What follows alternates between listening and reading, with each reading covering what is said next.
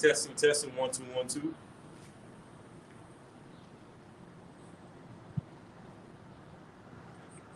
It's good on my end. All right, shalom, shalom. Shalom. Shabbat shalom. Shabbat shalom. All right, we're the Hebrew Israelites of GMS, Louisiana, of the Lafayette branch, coming back once again with another live campus speaking. All right, but as always, before we get started, we already facing the east, so we want to give all praise and glory to Yahweh Ba'ashem Yahushua Ba'ashem Hamakadosh. double honors to our apostles, bishops, and elders of Great Millstone who rule well, as well as teach well, and also peace and salutation to the hopeful elect of the nation of Israel, scattered throughout the four corners of the earth. Shalom. Shalom. Mighty shalom. Shabbat shalom. Hey, so we back at it once again on the highways and the byways for another weekend. All right, through the grace and mercy of Yahweh Shema Shai, preaching the everlasting gospel. All right, in the midst of this beast system, or the latter end of this beast system, shall I say, the fourth beast system, which is what? America, Babylon the Great, as well as aided by the NATO and the EU countries.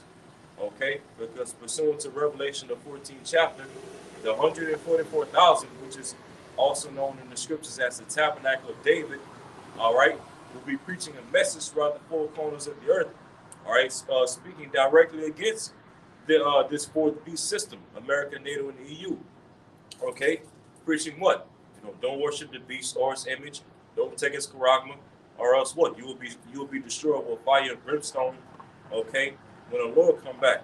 All right, and to fear Yahweh by Shema Shai, for the hour of His judgment is getting ready to come. You see, and that's the message that we preach. All right, here in Great Millstone, starting with our apostles and our elders on down to the least of us. Okay, preaching and prophesying against this fourth beast system, which would be the last empire to rule the earth in these latter days for the end to come. Okay, your brother saying I do. You got anything good for me?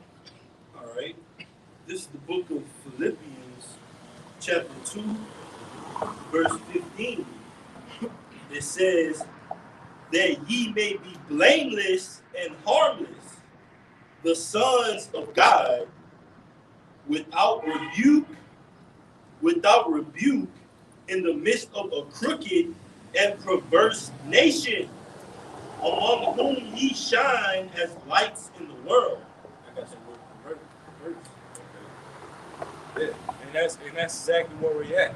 We're in the midst of Babylon the Great, which is a crooked and perverse land, nation, okay, ruled by the biblical Edomites, and that's what we strive to be. We strive to be blameless and harmless without rebuke, okay, because we're going to need that type of report when Yahweh Shai comes back, all right, because that's what's going to make us liken into virgins when Yahweh Shai comes back, being without blame, being found with no guile in our mouth, not being defiled with these other philosophies of the heathen nations and the philosophies of Babylon the Great, okay, and holding on to this truth, which makes us like unto lights, shine as lights in the midst of this crooked, this dark, perverse world that we live in, which the brother's going to bring out that word perverse.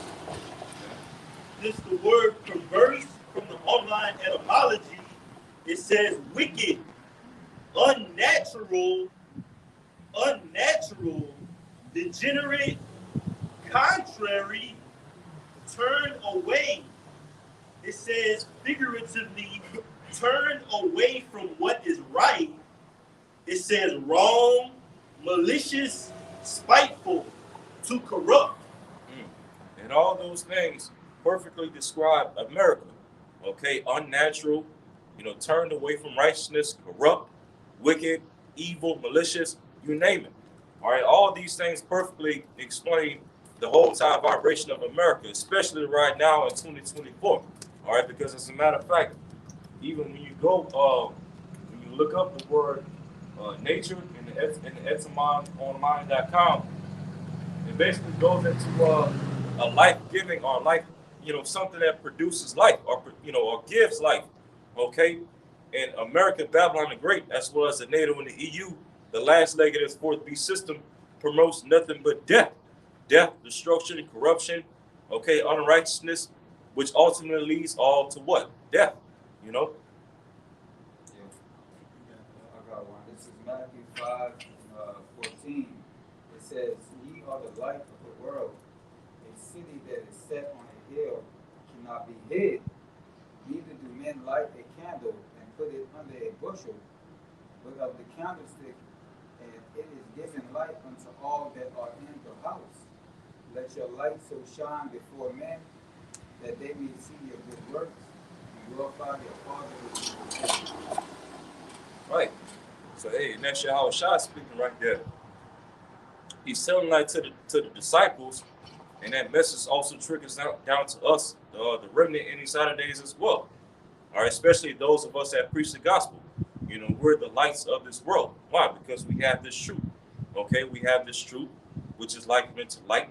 All right, and as Yahweh Shai said, all right, this light cannot be hid. You know, because if you're in a dark room, or if you're in the midst of a world that's filled with darkness, and any small thing of light shows, okay, it's going to clearly show, you know, and that's what we're locking into. All right, you know, starting with our apostles and elders on down, you know, we go out in the streets and preach the word, okay, and we let our light be shown. All right. If I could just make a quick point, because back in Philippians 2 and 15, it read that ye may be blameless and harmless, the sons of our power, without rebuke, in the midst of a crooked and perverse nation. Now let's identify that nation, and ultimately the nation as well that spearheads that nation, which is the biblical Edomites, chiefly Amalek, and that nation being America. This is just back you up. This is Isaiah 27 and 1. In that day, the Lord, Yahweh, the Lord in all caps, whom the word literally calls God, whose Hebrew name is Yahweh. In that day, the Lord Yahweh, with his sword and great and strong sword, shall punish Leviathan, the piercing serpent, even Leviathan, that crooked serpent, and he shall slay the dragon that is in the sea. Right. And that's not talking about the actual creature Leviathan himself, but that's talking about Esau, okay, the piercing serpent. You know, Esau, we know that serpent in the garden in the beginning was not an actual snake that rode up on Eve and you know, talked to her. No, that was an actual man or nation of people that came with the left hand of philosophy. All right, and Esau, Edom, bears the spirit of the serpent to this very day. Okay, crooked, perverse. All right, even when you go into that word serpent in Genesis 3rd chapter, it goes into what? A person who deals with spells and fortune tellers, enchantments, basically a witch, you know. And Esau, Edom, somebody get that in Revelation, matter of fact, Revelation 12 and 9. Esau, Edom rules over this whole entire world via the America, NATO, and the EU in the spirit of the serpent. And can another brother, to back up Revelation 12, can another brother get Wisdom of Solomon, the 2nd chapter, in the last verse in that chapter? I'll get it, and I got one too. Okay. Hey, just backing the brother up, that crooked serpent, all right, Leviathan is likened onto this beast system, all right? That whore that sitteth upon many waters, 7 heads, 10 horns, all right? EU and the NATO, and that dragon is ultimately going to be cut down and cast down before the midst of the sea, these different nations, all right? And ultimately, even America's allies are going to turn against them, man. Even your allies are going to turn against you. Esau, all right? That crooked serpent. So it says, Revelation 15 and 2, that the elect is going to get the victory over that crooked serpent, that old serpent, all right? It says, Revelation 15 and 2, and I saw as it were a foot of glass mingled with fire, and them that had gotten the victory over the beast, that dragon, all right? It says, and over his image, this system, that crooked serpent. Because it says, when you go into that word perverse, I'll get it again. The word perverse says, turned away. This is from the online etymology. It says, turned away, contrary, askew. And that's ultimately the stance of America. America is turned away. It's contrary to everything that Yahweh Bashem Yahushua promotes, everything that's biblical, everything that's upright. All right? That's why the scripture speaks of it as that crooked and perverse nation. All right? But ultimately, as the city is, so is the people, roughly paraphrasing. So this nation is perverse, and so are its rulers. They're perverse, man. So America is a reflection of its rulers.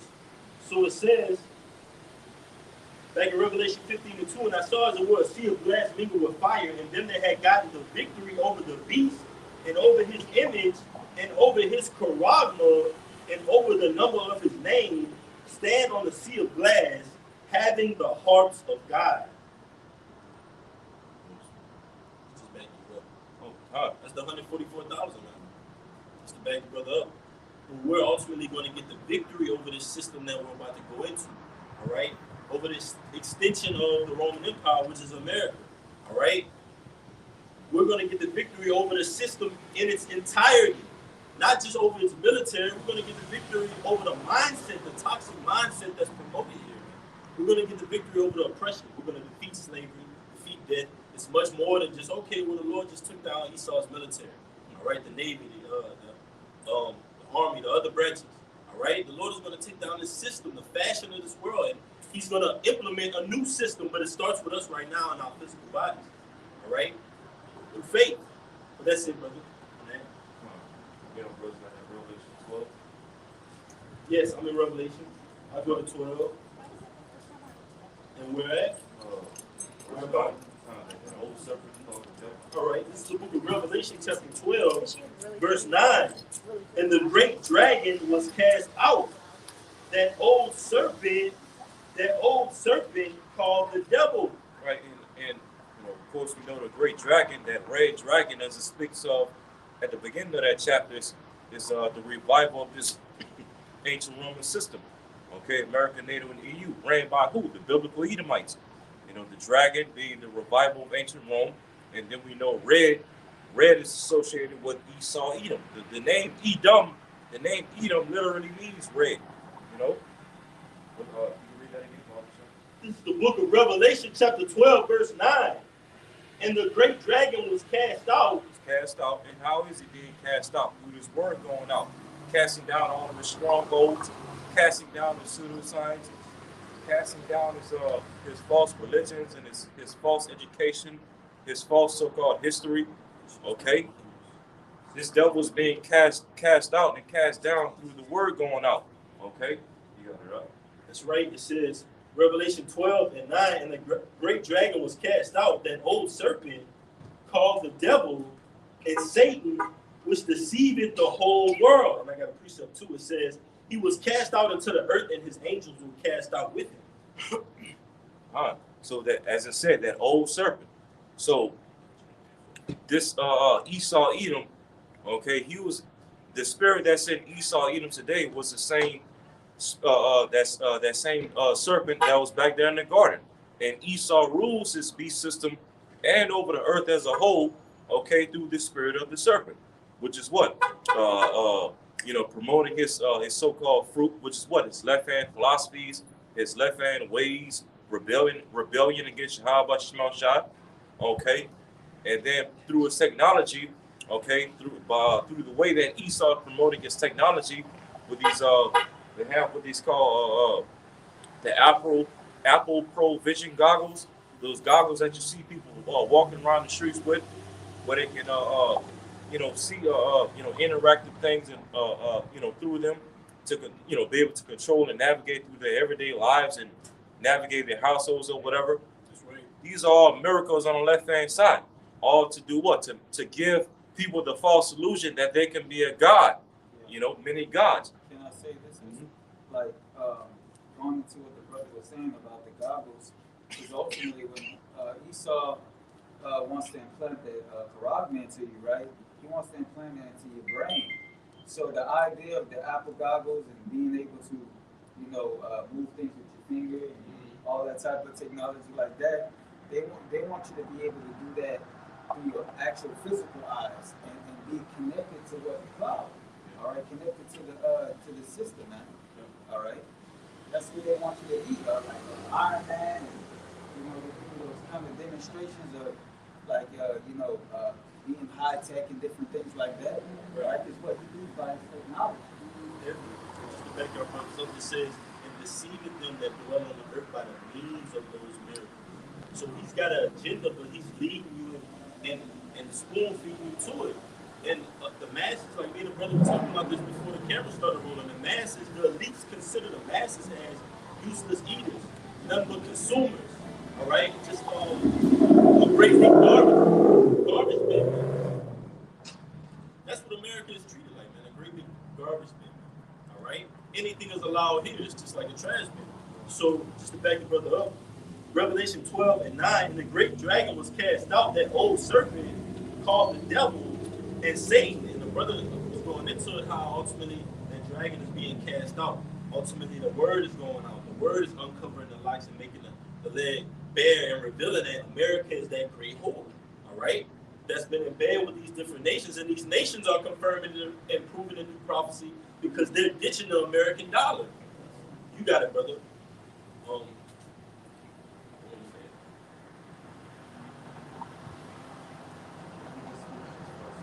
I'll get it out. This is the book of Jeremiah.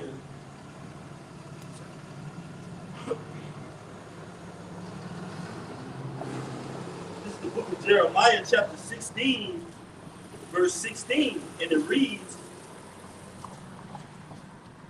"Behold, I will send for many fishers, said the Lord Yahweh, and they shall fish them.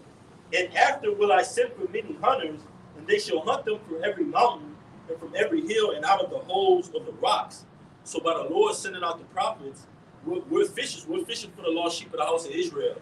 But it's going to come upon a time through prophecy to where the elites are taken out of their power. That old serpent is cast out. America and its militaries, all right, which those angels go into, are cast down. And then the elites are going to be on the loose, in a sense, trying to hide and escape judgment. And at that point in time, through prophecy, the Lord is going to have raised us up into those celestial bodies, and we're going to go in and get those elites from those domes and these different clefts of the rocks. All right? But it's ultimately according to prophecy. And it's in the nature of, like the brother's going into, it's in the nature of this system crashing. All right? The beast in this image being brought down, man. But it starts with us. It may seem like, oh, you're just out there every weekend, but no. We're a great millstone onto this place, man. You got it, brother. This is Proverbs 26 and 26. It says, who hatred is covered by deceit. His wickedness shall be shown before the whole congregation. And that's what's happening right now at the moment, man. All right, the brothers was going into, he's being revealed by what? These different nations, all right? These nations are bringing forth the lies and the hypocrisies of America, man, all right?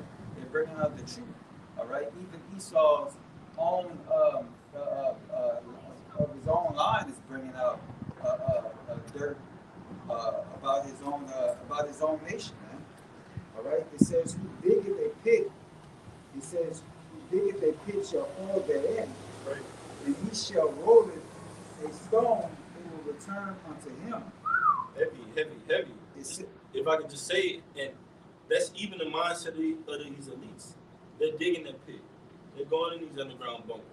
All right? They're saying, oh, the Lord can't see us down here. They're saying, oh, well, our wickedness, that trail of blood that we left, nobody saw that. But the power of Abraham, Isaac, and Jacob, he saw that. Not only did the Lord see that, the world is seeing it through our lenses. The Lord has woke us up to that mindset to know that, okay, well, even though he's done this on the planet Earth, he's not going to go unpunished.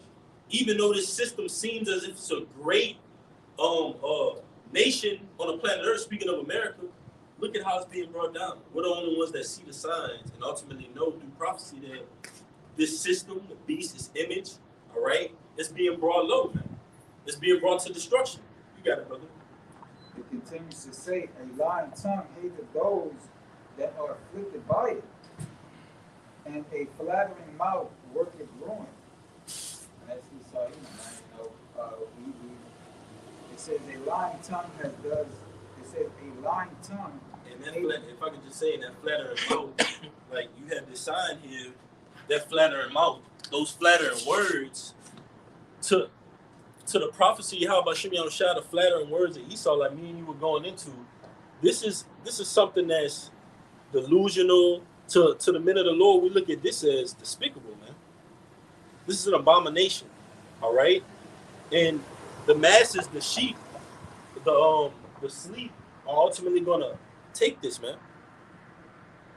And this is gonna be the new way of life. Lord willing, 2024, the hopeful year of Jacob's trouble.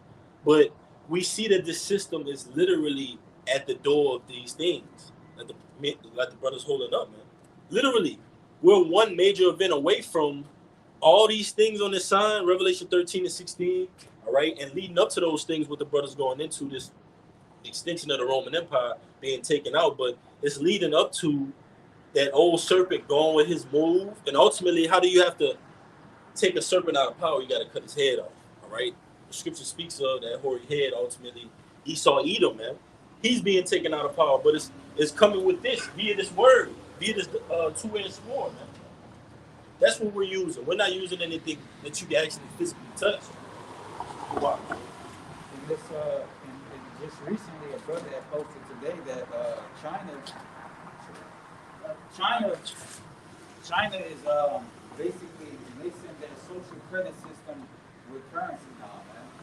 All right. So what that says, it says that based on, because you already know that through his social credit system. That he's going to limit us from being able to do certain things if we don't go along with his system, man. So if it's going to be a part of his currency, then that means that they may even, hit you with certain bonds if you speak on something. They may hit you with, time in jail. All different type of things, man. All right, because we know that the scriptures say that he's going to try to cast some of us into prison. All right, so he's going to do that. Because of what? We speak in this truth, man. All right? Right.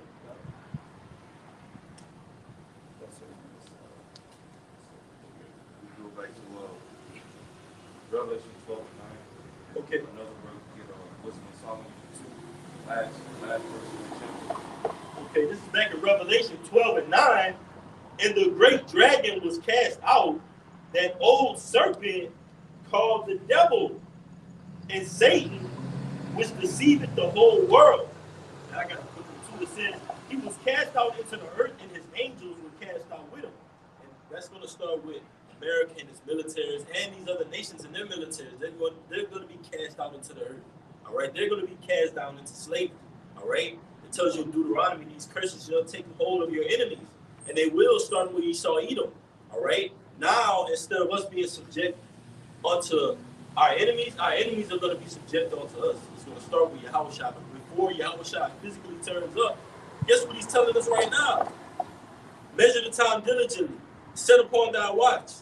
Sigh and cry. This book is filled with lamentations, mournings, and woes, but the reward coming with Yahushua. It says, behold, I'm coming quickly, and my reward is with thee. But this is the book of Genesis, chapter 3. Just to make a point, because it said that old serpent. This is Genesis 3.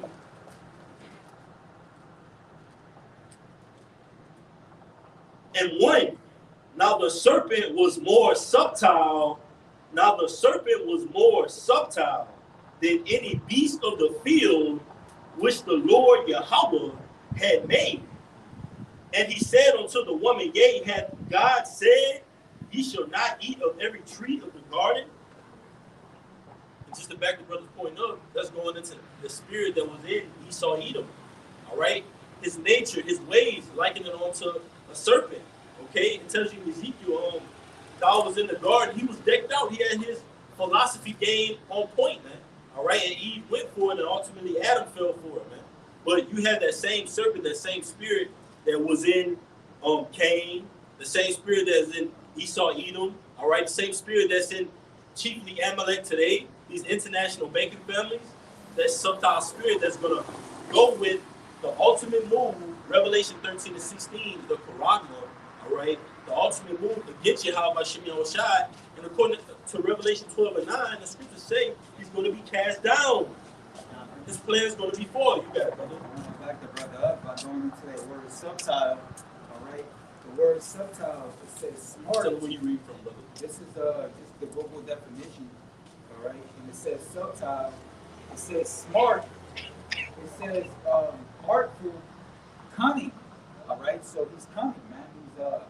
He's he framing mischief by law, man. You know, he's wise to fulfill the evilness within his heart, man. All right, that's what Esau does, man. All right, because he says what in the scriptures? He says that he boasted his heart's desire. All right, and you can see that he boasted his heart's desire because what? He's letting everybody, basically do his will, man. By what? Living as thou will, man. All right, because that's his nature. He's going into the expression of who is not.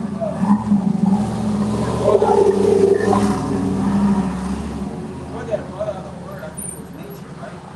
Yeah. Yeah, because when you go into nature, it goes into basically the trait. Like you'll find that trait within that species, like a cheetah or a bear. Can a leopard change his spots? Yeah, kind of. So those that are accustomed to do evil are doing accustomed to what they were born to do. The wicked is estranged from the womb. Yep. So he's playing that role out on the planet Earth today, just like we're playing a role of good. This that word subtile from Genesis 3:1. Strong's H 6175.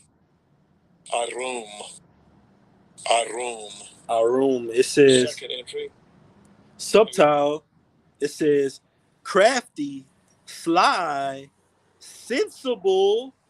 Now think of it in a way of somebody telling you something that's sensibly evil. Hey man, this is gonna be good for you. The charagma is the new thing on earth. You take it, you'll have access to buy, to sell. Don't worry about cash anymore.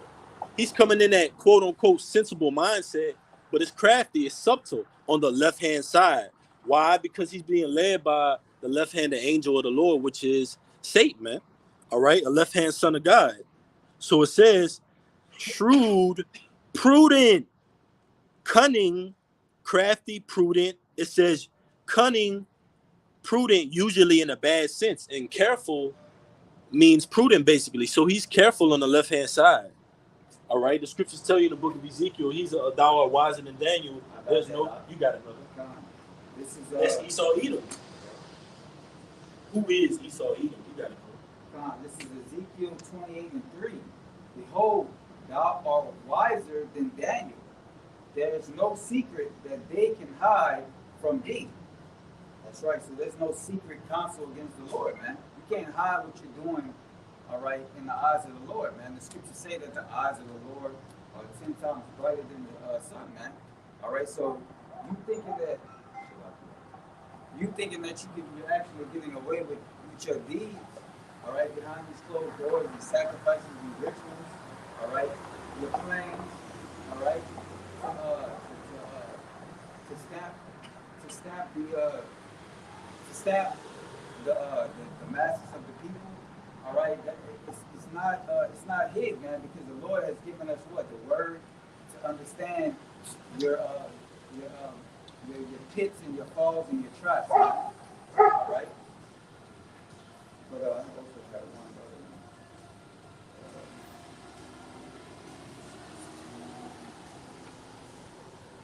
This is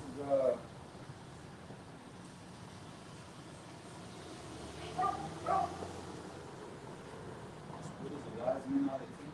I was sure wise men out of 10. That's an Obadiah. I got it right here. All right, I'll read it for you. All right. This is Obadiah. I'll start at 6. 1 and 6. How are the things of Esau searched out? How are his hidden things sought up? All the men of thy confederacy have brought thee even to the border. The men that were at peace with thee have deceived thee and prevailed against thee. They that eat thy bread have laid a wound under thee. There is none understanding in him. That's right. People that are in agreement with you, man, all right, they're going to ultimately turn their back on you. All right, the United Nations, all right, that you're a part of right now, all right, those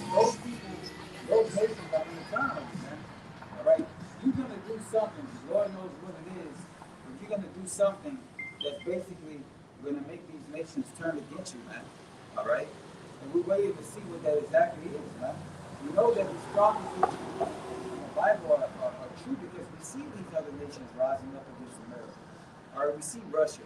All right? We see all these other countries, man. All right? Saying how you don't deal fairly, man. All right?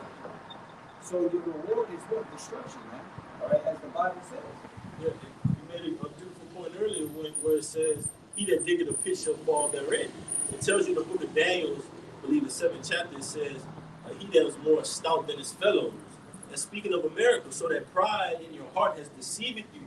All right, you think that you're going to go with Revelation 13 and 16, but ultimately the Lord is going to foil your plan. All right, America thinks that its stance in the world in accordance to world dominance is going to last, but these nations are backing away from your dollar. They're backing away from your fiat currency. All right, it tells you that Babylon had made it the nations drunk, therefore the nations are mad. So we know ultimately what you're going to do to be taken out of power, man. All right, you got it, brother. When they went into the wise men of Teman, I believe That's the next verse. This is Obadiah 1 and 8. Shall I not in that day, said the Lord Yahweh, even destroy the wise men out of Edom and the understanding out of the mouth of Esau? Yeah, that's those mad scientists that created the bombs, man. All right, during the war. All right, you got America that took some scientists, and you also had Russia and these other countries as well. All right, that took some of the scientists to what helped create their nuclear powers, man, their bombs and different things like that, man. But that was all given to you by the Most High, man. You didn't figure that out on your own, man. The Most High made it for you to be able to have that type of knowledge just so you can destroy yourself, man. Yeah. All right. The Lord said He created the smith that bloweth the coal, right, for instrument for His work. All right. The Lord said He bring it down Lafayette. So our strength coming from Yahweh Shai, not in this system. This system literally wants us to give our strength to it in order to live, man. So we're trying to get closer to the image of Yahweh Shai, and the system is trying to put us closer to its image, man, to the image of the Quran, man, which is no image at all, man. So it says, back in Obadiah 1 and 9, and thy Obadiah 1 and 9, and thy mighty men, O Teman, shall be dismayed, to the end that every one of the mount of Esau may be cut off by slaughter. That's some Germans, man. That's the wise men of Teman, man. All right, the Lord's gonna cut off, Esau ultimately permanently, man. All right, after those 1,000 years, all right. He said he is going to cut off. Yeah. He's gonna basically, as of right now, he didn't allow them to destroy themselves with their own creation. All right, given by God. He enslaved and then he destroyed, man. All right, come off the face of the earth. All right, eradicate, get rid of them, man. All right, so that's the future of Esau Edom, man. All right, so that what peace and tranquility can come upon the earth again, man. Because the devil is evil. As the brother said earlier, he said what? He said that so is the king, so is the city of the people, man. All right, so we see how these people are, man. All right, we see the mindset of these people and what they agree upon. They agree with this system, which is wicked, man. All right. Speaking of, this is back in your verse.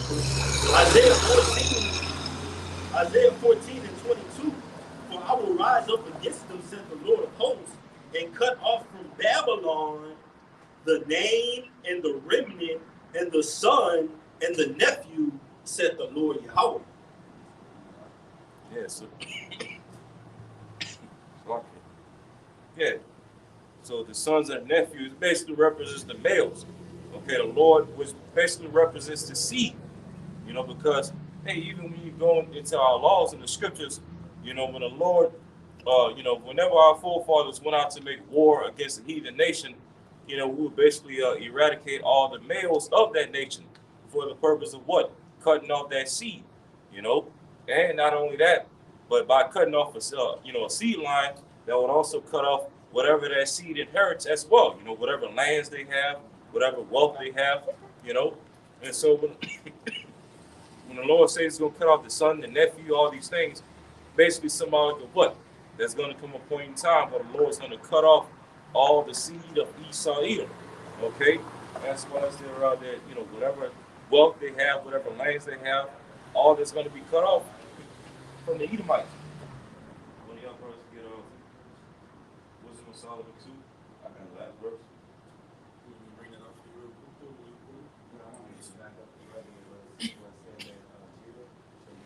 I got it right down. This is Obadiah 1 and 18. And the house of Jacob shall be a fire, and the house of Joseph a flame, and the house of Esau, for stubble, and they shall kindle in them and devour them, and there shall not be any remaining of the house of Esau, for the Lord Yahweh had spoken it. God, that's backing up what the brother just said about cutting off Esau's line, man. All right, that's what's going to happen in the kingdom, man. We're gonna get rid of it, right? Esau's going to be as a bad dream, as the scripture says.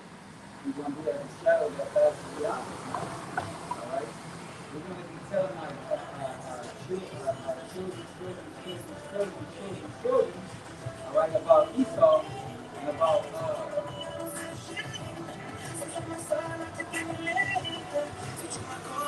going to be telling our children about Esau, Edom, and also this is going to be a memorial of wickedness, all right, which is Babylon, America, all right. It's going to be what, a desert, all right. Yeah. It's going to be a Yeah, desert. shall the Arabians Yeah. sit here, Nah. all right, doleful creatures, man. Yeah. That's going to be the result of displacement. Revelation, the 15th chapter, beholding that place in the sea of glass, all right, this place is going to be a lake of fire, man. Right where we stand right now, man.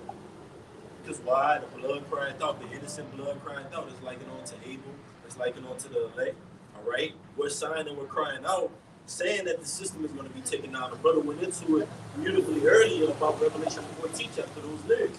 Fear Yahweh Shem Yahushua, Babylon is going to be taken out of power. Don't take the Quran, all right? So this is just to back up your point, because after that 1,000-year period, all right, we're still going to rule in the kingdom. We're not going to be taken out of rulership after that 1,000-year period. That's just a restoration and a cleansing period, all right? And after the end of that 1,000-year period, Esau, Edom is going to be cut off, all right? This is Daniel 7, just back you brothers up. In 18, it says, but the saints of the Most High shall take the kingdom and possess the earth, Salakia. But the saints of the Most High shall take the kingdom and possess the kingdom forever, even forever and ever. The saints shall take the kingdom. Okay, because Esau, Edom, he's not going to give us the kingdom. Okay, this man is not going to go down, all right, without a fight. So through Yahushua, okay, we're going to have to take it from this man. We're going to have to take this man rulership from him, as well as take over the planet Earth. Okay, and through Yahushua,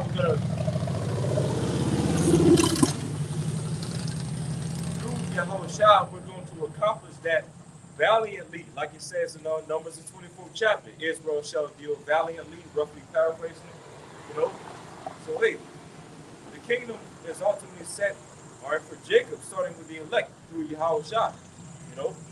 We just gotta, continue doing our part on this side, making our calling and election sure, offering up the right sacrifice, staying prayed up, all right, staying connected with Yahweh Shema Shah, so that we can be first fruits, to be joint heirs with the glory that Yahweh Shah is going to receive. All right. This is Wisdom of Solomon, chapter 2, verses 24. It says, nevertheless, through envy of the devil came death into the world, and they that do hold of of his side, you find it. Right. Through envy of the devil. All right. And that's alluding to the serpent in the garden. You know, it was through his ways and his philosophies and Adam and Eve, obeying his ways that led to our nation being subject to death. All right. And the fact that Esau Edom rules over the earth through the vibration and the philosophies of the serpent, what do we see all throughout the earth? Death in different forms. Okay, death via the food, death via the this damn water that we drinking. We drinking out of plastic bottles with all types of chemicals in it. Okay, we see death in the form of Esau destroying the family structure. Okay, because that was one of the serpent's main tactics to bring forth death into the earth. All right, because essentially by him going to Eve and deceiving Eve, that did what? It basically broke up their family structure. It broke up their marriage. To set up Eve over Adam. Second Corinthians 11 and 2 through 3. For I am jealous over you with godly jealousy. For I have espoused you to one husband, that I may present you as a chaste virgin to Yahushua Mashiach. But that's what our apostles and others of Great Millstone have been doing for the least of us. Okay, building us up as chaste virgins to Yahweh Shemal Shah, and espousing us to make ourselves ready for the marriage of the Lamb, the new covenant. Okay. One wife is ministry, right? It's true. The elders and apostles down to the least of us, this is like a marriage, man. We're married to the Lord. All right, to whom the word really calls God and Jesus Christ, man. The Lord said present ourselves as virgins via our mindsets. All right? Sound doctrine. Teaching the same thing. All those things develop the mindset and the hopeful elect in the spirit of Yahweh Shemiah Shai. It promotes us to do these things in righteousness, man, the fruits of the spirit. All right? So it says, verse 3, but I fear lest by any means, as the serpent beguiled Eve through his subtlety, so your mind should be corrupted from the simplicity that is in Yahweh Shai Mashiach. Right. And our apostles and elders of Great Millstone have been, doing everything that they can to this very day through the spirit and power of Yahweh Shemal Shai to keep the church from being beguiled by the serpent Esau Edom all over again. Because even, going back to Adam and Eve, right? We know through the spirit that Adam was Yahweh Shai, the first Adam, all right? And Eve basically represented the church. She basically represented the church, which the name Eve goes into living. And the Apostle Peter likens us, the elect, the hopeful elect, to lively stones. So our apostles and elders of Great Millstone have been, building us up and rooting us. So one woman, Wisdom Sophia. Yep. This ministry, man. This is our first love. Yahweh Shai spoken it. I have someone against it because you have left our first love. Return unto it, repent, and do the first works. That's why we're here today. In faith, though. It's a fight in faith, man. All right? I got one after you, bro. All right, I got one after you. This is Revelations 22 and 11. He that is just, let him be just still. And he which is filthy, let him be filthy still. And he that is righteous, let him be righteous still. And he that is holy, let him be holy still. Yeah, it's basically going into, what that brother was just saying. Our elders and our apostles are guiding us in the right direction. All right, keeping us, with that level head and staying focused, man. All right, while the world is what? Keeping them focused on the worldly things, man. So the scripture is saying, let the just be just and let the wicked be wicked, man. All right? All right? Thank you, real quick. This is 2 Corinthians chapter 1, verse 12. For our rejoicing is this, the testimony of our conscience, that in simplicity and godly sincerity, not with fleshly wisdom, but by the grace of our power, we have had our conversation in the world and more abundantly to you word. 2 Corinthians 1 and 12, for our rejoicing is this, the testimony of our conscience, that in simplicity and godly sincerity, not with fleshly wisdom, and that's ultimately the wisdom that Esau Edom promotes. Like it went into, it says, 2 Corinthians 11 and 3, but I fear lest any means as the serpent beguiled Eve through his subtlety, so your mind should be corrupted from the simplicity that is in Yahweh Shai Mashiach. And that's ultimately us coming back to this language of the truth, the ways, the character, being brought back to the image of Yahweh Shai. That simplicity, man. All right? And Esau comes with that left-handed subtlety. All right? Like it's going to say, 2 Corinthians 1 and 12, for our rejoicing is this, the testimony of our conscience, that in simplicity and godly sincerity, not with fleshly wisdom likened unto the subtlety of the serpent. It says, but by the grace of our power, we have had our conversation in the world, and more abundantly to do glory.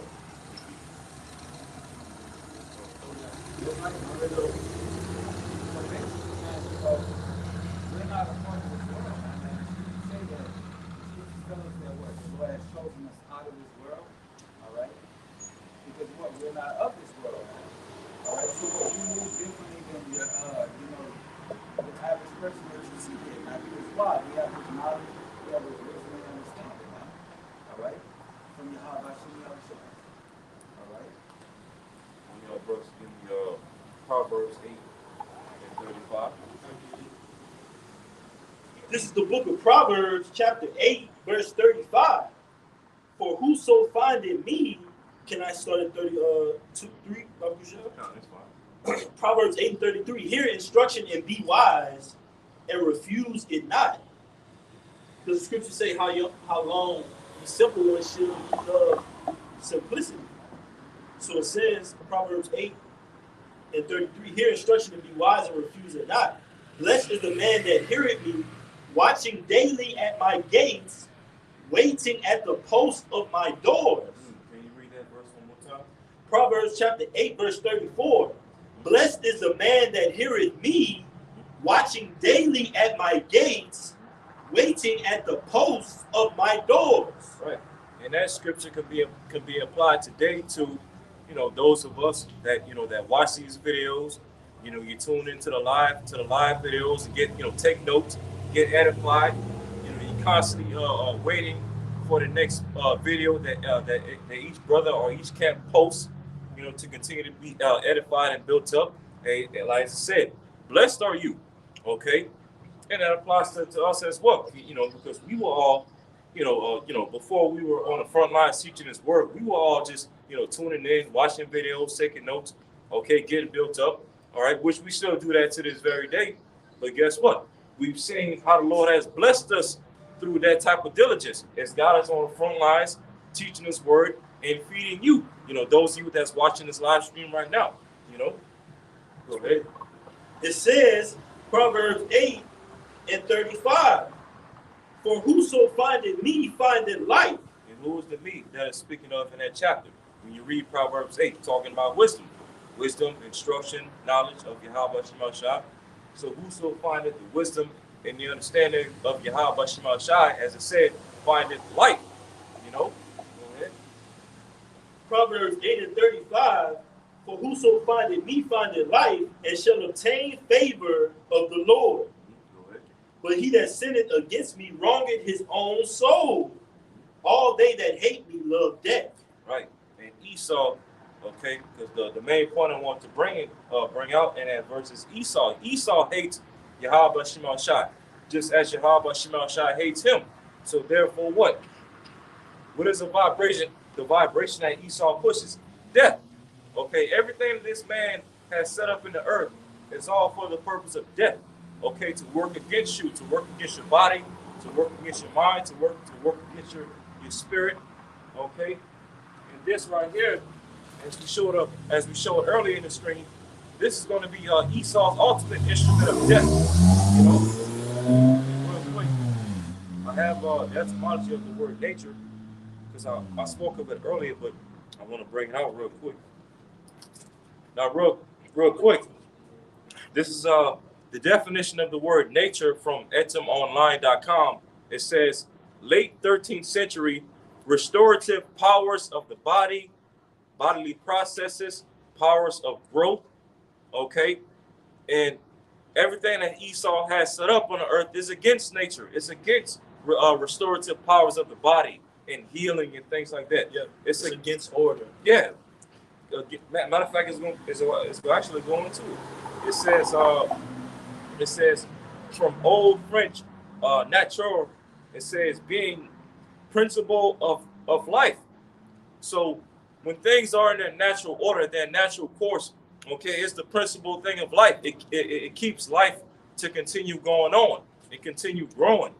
Okay, and then I'm gonna jump down to the second paragraph. It says mid 14th century, as the forces or processes of the material world, that which produces living things.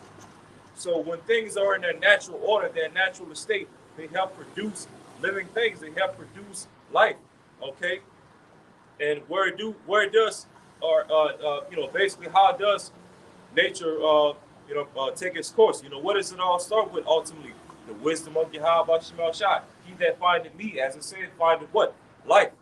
It says, as the forces or processes of the material world, that which produces living things. That what? That which produces living things. This is and maintains order. You got it up. Say that one more time, Uncle Michelle. That which produces living things and maintains order. A small example, Genesis 1 and 11, and the Alahayim said, let the earth bring forth grass, the herb yielding seed. The herb yielding seed means what? Producing seed. Just backing the brother up, seed is life. All right? These different things that we consume that are supposed to be, because food is medicine, right? So it's supposed to be medicine for our body. They're not giving it life. They're not giving us life in exchange, because what we eat is supposed to give us life. So when Esau Edom giving us this defiled bread, it's throwing off the natural course of nature. The sea is raging, the waves are roaring, the inhabitants, they're mourning, man. Even the creatures under the sea, man. Like the brother goes into all the time, whales beaching themselves, all right? Toxins in the sea. And just to say he's only discovered in his research 5%, which we know is not even 5%, look what you've done with the 5%, man. If you discovered that much, which we know you haven't, man. Look what you've done with it, man. You opposed and exalted yourself against everything that's Yahweh Shem Yahushua, and I got that one too, man. You literally, like brother made a great point, you literally hate the Most High, man. The Lord created you to hate him, man. To oppose and exalt yourself against him so the Lord can ultimately show who's the true power on the earth.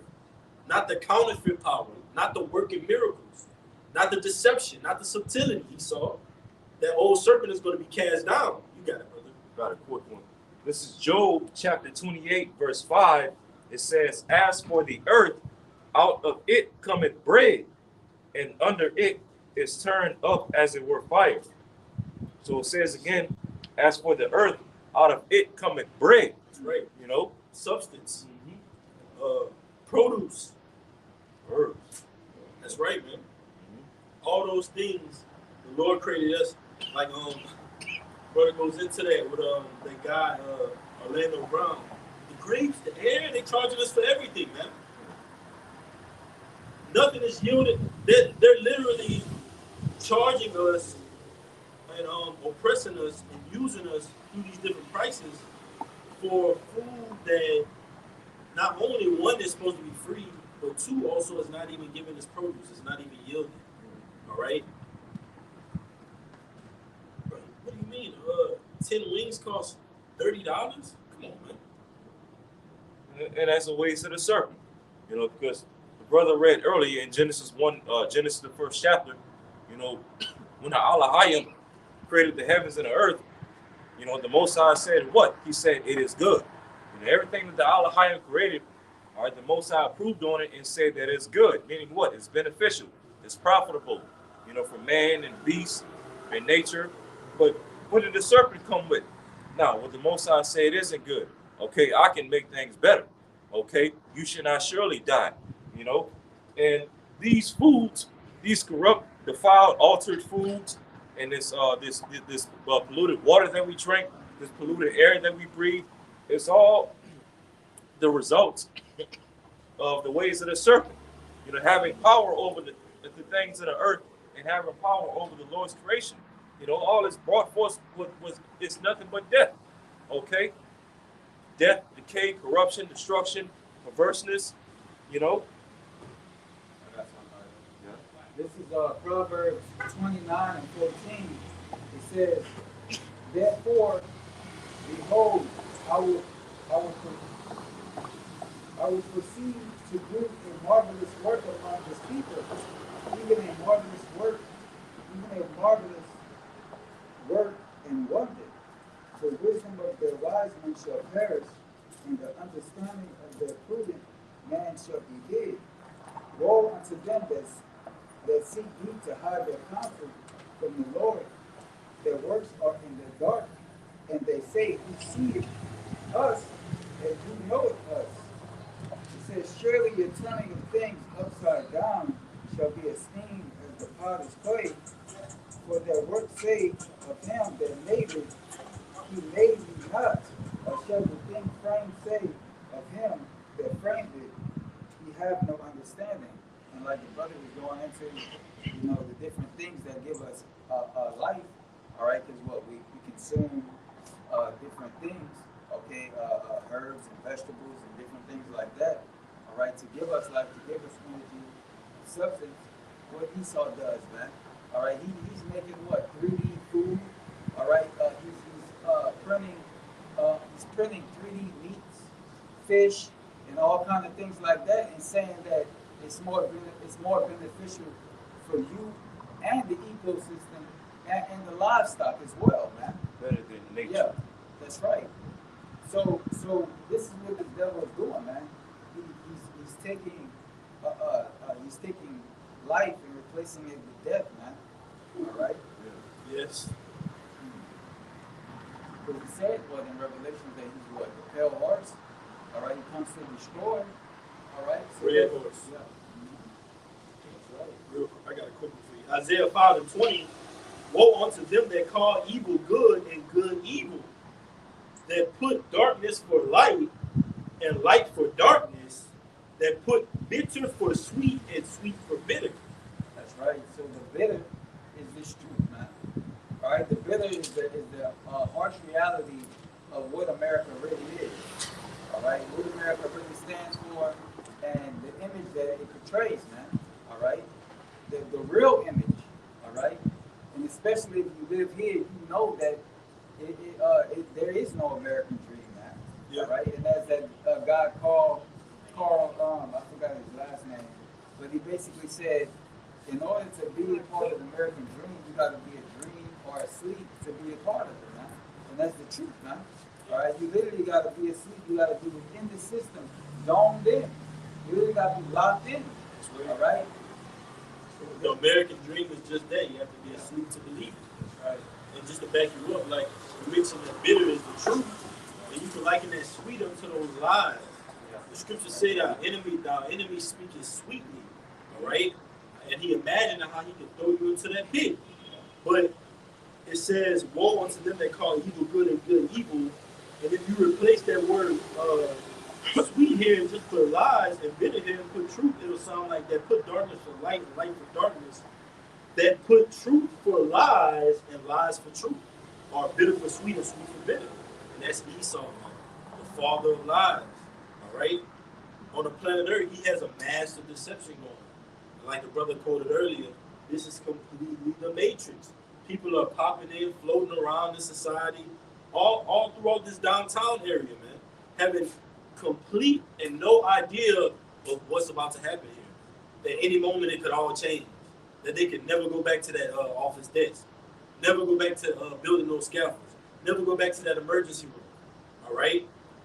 Speaking of you medical professionals, life can change it as we know it for the prophets, man. The scriptures say, he that endured it to the end shall be saved, man. So we got to fight on a daily to get to the next day, man. The sun go down, another one goes, man. We made it. That's how these days have been going, man. All right? So we're putting on that whole armor to resist what's coming next, man. All right? To be made ultimately into the image of Yahushua, not to be made into the image of this system, man. All right? Which is the promotion that's spearheaded by these international banking families. This is nothing, man. And we know that they have a short time, as you say. So, with that guy, David Rothschild, who died, so what, man? They like, Jacob. He got it. Jacob Rothschild. They like, we gotta speed this thing up, man. Red shield, right? Yeah. A red shield supplanter. A red supplanter. That's what this guy was. All right? Yeah. JR, man. You got it, bro. And how you going to let a base man tell you, hey, this is your salvation right here, Revelation 13 and 16. That's literally a prophecy in there for us to be warned to say, come not near it, man. When we're going into Revelation 13, all the way down when it goes into the deception of the miracles, this being an extension of the Roman Empire, all right, all the way down to the Quran, that's the Lord saying, take heed of these things, man. All right? We're living in these exact times, and the world is literally oblivious to everything that's going on. You got it, bro. Second verse 11, we start at 37.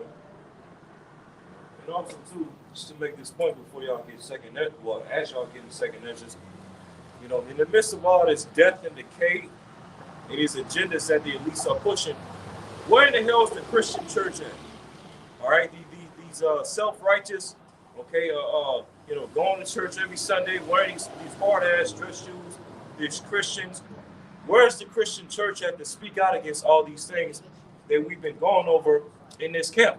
Okay, nowhere to be found.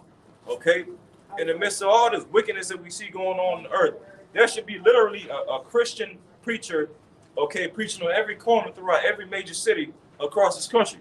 All right, but where are they at? Sitting in their pulpits, wearing them shiny ass suits with them hard ass shoes, teaching nothing but BS, going off of the scriptures, and at the same time demanding money. Stealing your money. Yeah. Oh, man. And plotting adultery against your wife.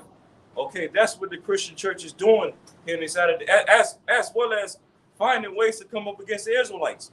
Okay, these Christians and these people that's in these other religions, they don't have nothing to say against all this death and decay and all this wickedness that's going on in the earth, ran by the Edomites. Okay, the biblical Edomites.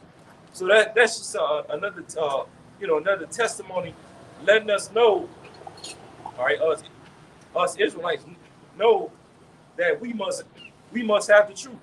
Okay, we must have the truth because we're the only ones, starting with our apostles and elders on down to least of us, that's fervently every week and every day speaking out against all this wickedness is going on in the earth, and calling out who's the one who's at the forefront and behind the scenes of all this wickedness, and that's Esau Edom through this beast system. This is Jeremiah 23:1. All right, it says, woe be unto the pastors that destroy and scatter the sheep of my pasture, saith the Lord. It says, therefore, thus saith the Lord, Yahweh of Israel, against the pastors that feed my people. Ye have scattered my flock, and have driven them away, and have not visited them. Behold, I will visit upon you the evil of your doings, saith the Lord. And that's why over the past 10 or so years, you've been seeing a lot of our people leaving out of these Christian churches, because these pastors in these churches are scattering our people, as it just said. They're not gathering our people, especially they're not waking our people to the fact that they're Israelites, and they're not speaking out against all the evil that's going on in the earth. They're dead silent, and basically running our people away from the Bible. And that's why you've been seeing over the past few years a lot of our people openly getting into witchcraft, especially our women. practicing all forms of left hand magic and tarot cards and all type of other stuff. Because hey, when you go into it, like when you go on YouTube or whatever, and you watch videos of like atheists giving out their testimony of why they became atheists and stuff like that. A lot of them were Christians before they became atheists. They grew up going to church, or they were raised up in a family where the majority of their family members were Christians who went to church and whatnot. But then eventually, at some point of their life, they eventually stopped believing, they stopped going to church, and they became atheists. And a large reason for that is because these Christians have done a horrible job at representing the God of the Bible and teaching the Bible. You see, but then that's where the Israelites come in. Okay, we bring out the truth of the Bible. All right, and even as our apostles and various elder brothers say, the Israelites, okay, the Hebrew Israelites have revolutionized how to teach the Bible. Because our apostles and elders on down to least of us, we go into history, we go into words, we go into geography, languages, okay, to better break down the Bible. Secular history. Yeah. Something that these Christians have never been able to do. Jeremiah 28:8, that's geopolitics. Probably that before the of old. So not only do we go into current historical events, but past historical events, secular history, like the brother's going into, that's a part of prophecy. All right, that's a part of understanding and measuring the times and weighing the times. You got it, brother. God, this is Isaiah chapter 9, verse 16. For the leaders of this people cause them to error, and they that lead them are destroyed. That's right, the blind leading the blind, man. All right? They're destroyed, they're falling into a pit, man. All right? You have these regular modern day churches, and then you have the pastors of our people that are calling themselves what? Hebrew Israelites. All right? Saying that the charagma is not the charagma. All right? Saying that the Lord's name doesn't matter, that you don't need it to be saved. Okay? I mean, you have a whole bunch of different doctrines out there, man. All right? Causing our people to err, causing our people, leading our people to what? The slaughter, man. All right? Leading the sheep to the slaughter, man. All right? And again, these same people that you're leading to the slaughter are going to come to try to slaughter you, man, because what? You preach those false doctrines, man. All right? Those man-made traditions of men. Listen, Colossians. I get it for you. I get it for you. This is the book of Colossians, chapter 2, verse 8. Beware lest any man spoil you. Wow. Colossians 2:8. Beware lest any man spoil you through philosophy and vain deceit, after the tradition of men, after the rudiments of the world, and not after Mashiach. That's right. After the rudiments of the world.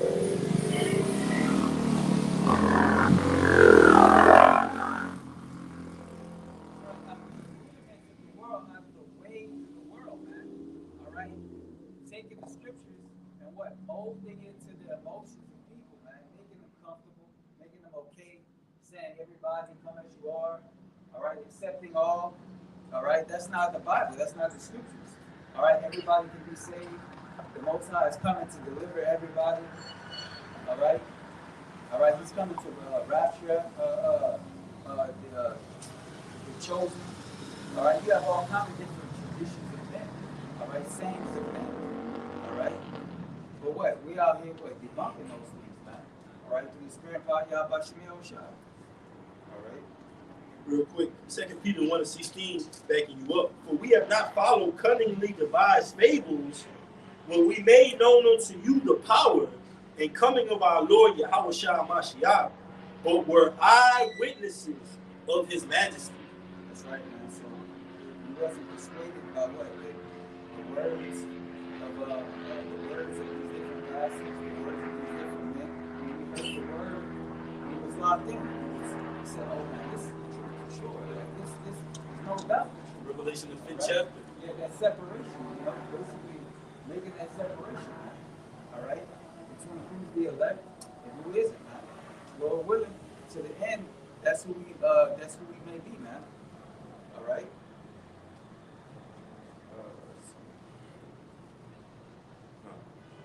If y'all didn't have anything, we can get that 2 Genesis 11, 37.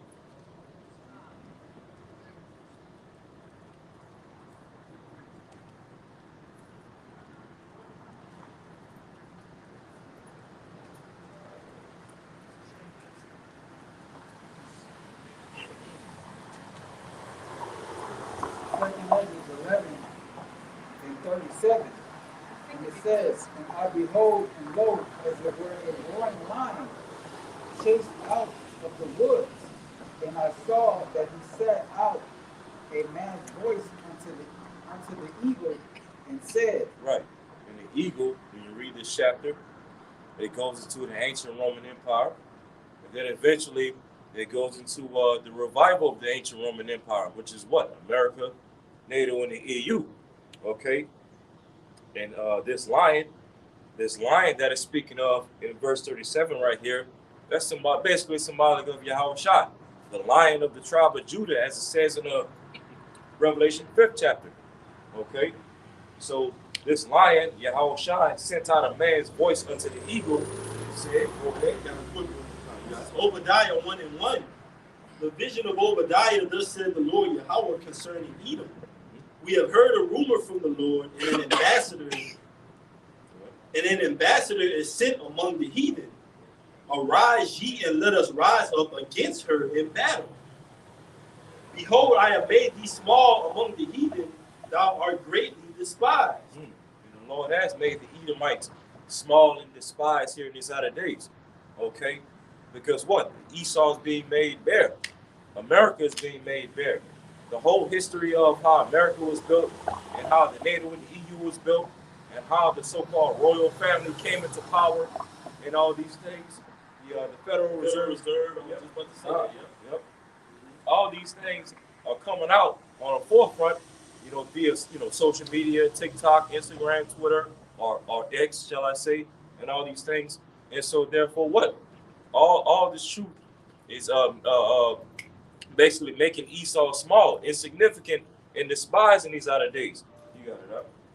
All right. It says, Obadiah 1:3, the pride of thine heart had deceived thee, thou that dwellest in the clefts of the rock, whose habitation is high, that saith in his heart, who shall bring me down to the ground? Okay.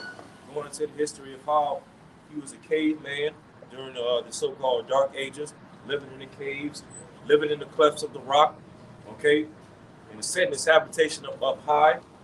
When you go to places like Petra over there in the Middle East, okay, it's basically like a one big, right? Ancient Petra over there in the Middle East. It's basically like one big cave system, all right? One big cave system with basically a carving within one of the walls of Petra that basically looked like the Wall Street building today. Yeah. Showing you what that ancient Roman Greco-Roman style architecture, showing you what that Esau Edom was the ruler over ancient Greece and ancient Rome. And like it tells you in Revelation, the 12th chapter, around the 16th verse, the earth helped the woman that's going into nature.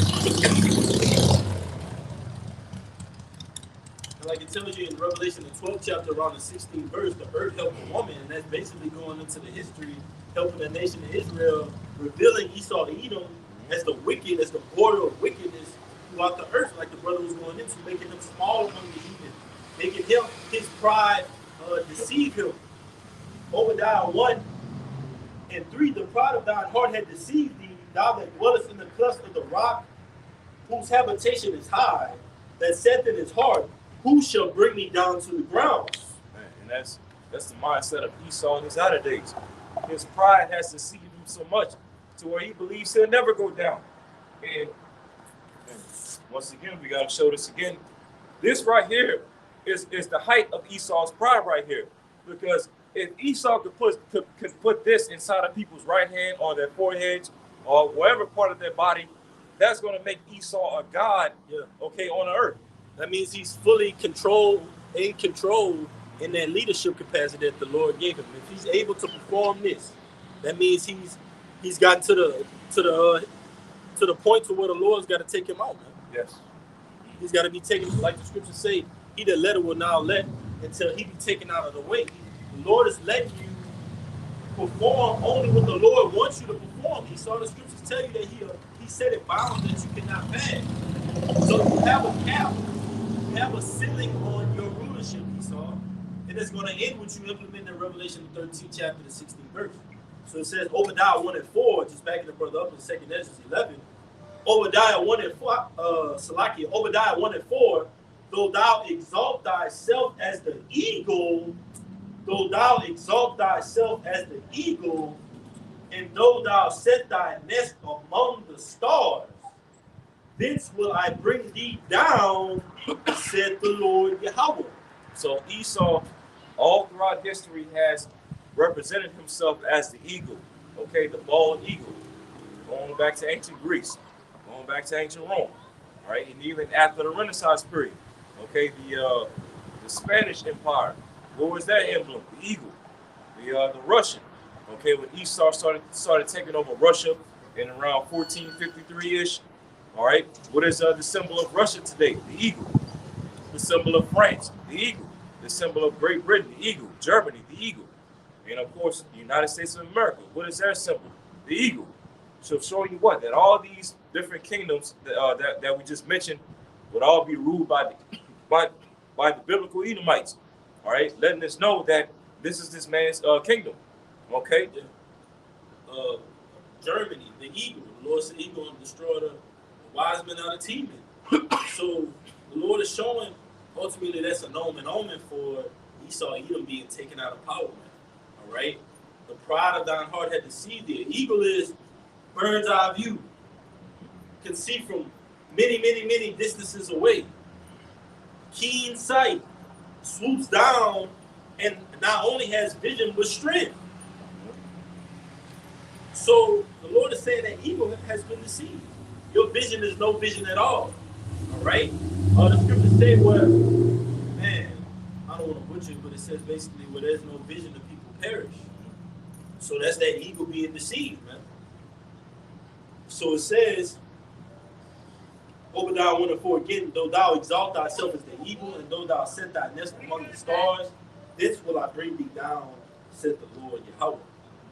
You see how Esau, basically exalts himself up to the stars through his space program, SpaceX, putting satellites up there in space. All right, but guess what? The Lord is getting ready to send Yahweh and the angels back through the chariots to bring all that stuff down. All right, and ultimately bring Esau down as well, his rulership, because what? Because he's ruling in so much great pride and so much great rebellion. Matter of fact, even that I mentioned it real quick, when y'all look at Proverbs 17 and verse 11. Because just back in Europe, the Lord said Babylon is falling. Babylon is falling. The Lord said he's going to cut Esau down. What's the pride of Esau? Quote unquote America, right? This is your bread and butter. This is your cash cow. But that cow is looking anorexic now, man. The ribs are showing. And these nations are saying, hey, we can't get no more produce out of this thing, man. Look at their mindsets. They're perverse. They switch man and woman upside down. Here in America, it's total confusion, man. These other nations are looking at this place and seeing it for that horror really is. Oh, man, look what it's doing to our nation of people. That Americanized mindset, and they hate it, man. They hate that westernized mindset, man. These other nations. Yeah, that's why a lot of these rappers, musicians, they can't go on the other side and do tours, man. All right, because why? Especially these women, man. Because what? They're gonna influence, all right, these other nations to what? Do it. It's like wine. Like you say, hey, drink some of this, then the other nation drinks. Then it has an influence and an effect on the nation of people. Okay, now they're under that same mindset. That wine be loosening them up. All right? Because that's what wine does. It doesn't, make you feel good, loosen you up. All right? Yep.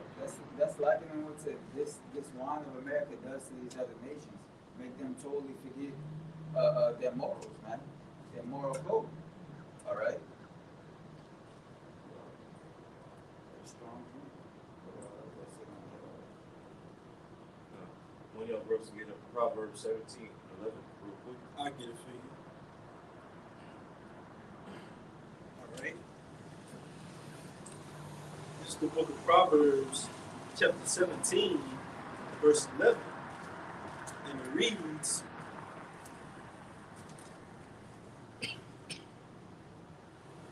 a just, Salakia, Proverbs 17 and 11, an evil man seeketh only rebellion. Therefore, a cruel messenger shall be sent against him. Esau is an evil man. He seeks nothing but rebellion against Yahweh Shema Shai. Even going all the way back to the beginning when he was a serpent. Okay? Dealing with all types of enchantments, witchcraft, all right, deceiving a righteous seed, all right, and even up to this very day. This man has done nothing but push and promote nothing but rebellion and anti-Messiah, ungodly energy, all right, impious energy all throughout the four corners of the earth. So guess what? As it said, therefore what? An evil messenger is going to be sent to this man. And literally, when you go into that word messenger, it means angel. You know? That angel that sits at the right hand of the Father is going to be sent to Esau Edom, who seeks nothing but rebellion and wickedness throughout the earth. You know? In the minute of the Lord, we're on the behalf of the right hand angel of the Lord Yahweh Shai. So we serve our purpose of casting this place down via prophecy. All right? That great millstone. You got it, brother. God shall protect the Lord. So the power of the earth is in the hand of the Lord. It's in the hand of who? The Lord. It tells you in the book of Psalms, I believe, the 75th chapter. The motion coming either from the east, the west, the north, the south. But Yahweh by Hashem Shai is the judge. What time up? This is Sirach 10:4. The power of the earth is in the hand of the Lord. Job 9:24 says the earth was given into the hands of the wicked. So the earth, out of the hands of the Lord, was given into the hands of the wicked, Esau Edom. Go ahead. And in due time, he will set over it one that is profitable. And in due time, that due time has passed. The time. 16 around 1969, all right, Alpha Bibbins, okay, the spirit of power, Yahweh Hashem Yahushai, apostles on down to the least of us, all right, the spirit put life into those dry bones. What was life given unto those dry bones to say and confirm? The brother brought it out earlier, Revelation the 14th chapter, fear Yahweh Hashem Yahushai, don't take the Karagma, America is going to be destroyed. Babylon has fallen. Esau Edom is cut off. All right? The son and the nephew, the precepts we'll be going into, man. Surely the oppressor has ceased. You got it, brother. But the brother illustrated it in 2nd Ezra, the 11th chapter with that lion being Yahweh. That's likened onto the word. The prophets are out, and we're synonymously pulling the society down, pulling down that image, pulling down that statue, man. You got it, brother. We go back to second issues.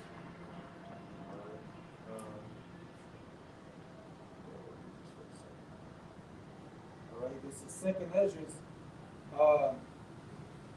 chapter 11, verse 39. 37. And it says, and I beheld, and lo, as it were a roaring lion chased out of the wood. And I saw that he set out a man's voice unto the eagle, and said,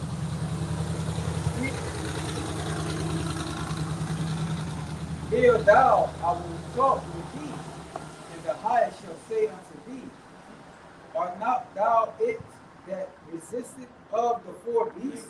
Remaineth of the four beasts whom I made to reign in my world, and the end of their times might come through them. Right. So basically, speaking out against the revival of the fourth beast system, okay, which would be fulfilled through America, NATO, and the EU. You know, the times of the Gentiles will be fulfilled. All right, once the Lord brings this system down, you see, and the angel in this chapter is expounding that to the prophet Ezra right here. Go ahead. Read it one more time, Mike. I got a precept for you. This is Second Ezra chapter 11, verse 39. It says, Art not thou it that remaineth of the four beasts? Of the four beasts that remain in America, so not the fifth beast. Go ahead. Whom I made to reign in my world. In the Lord's world, so the Lord is controlling America, and thus the basis of man, Esau, Edom. Go ahead. That the end of their time might come through them. So Esau, the end is going to come through you.